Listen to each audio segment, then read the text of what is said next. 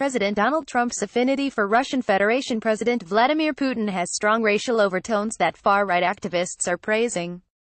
Russia Insider founder Charles Bausman sat down with Fash the Nation podcast hosts Jazz Hands McFeels and Marcus Halberstram as news broke that 12 Russian agents had been indicted, Angry White Men reports.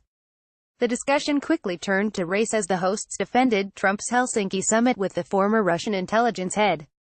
"I mean the rhetoric, the level of rhetoric that they have stepped up to describe this historic event is just insane," McFeels argued.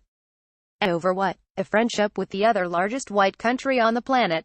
I can see why they might have a problem with that, right?" "Yeah," Halberstram and Bausman both said in agreement.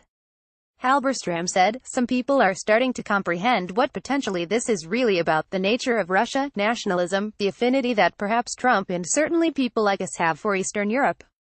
They're starting to figure out that this is really a natural alliance in the face of their machine, while our American media's referring to this great uprising as global white supremacy and solidaristic white nationalism, so by all means let's proceed as planned, right?" McFeel suggested later in the episode. Bausman has praised the alt-right and argued that the unreasonable hostility towards Putin's Russia, particularly coming from the US and the UK, is very much a Jewish phenomenon, and has been for centuries.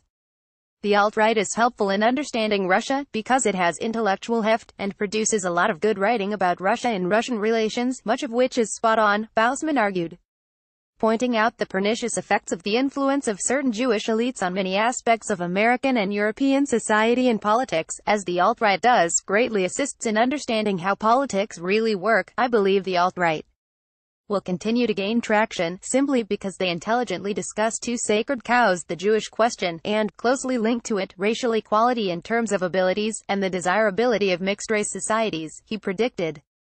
Bausman has also slammed the across the board, from Hollywood to entertainment to media to Washington, the poor sods being called out by the screeching harpy mob tend towards a certain ethnicity, not to mention the leading men in the spectacle, Bausman argued.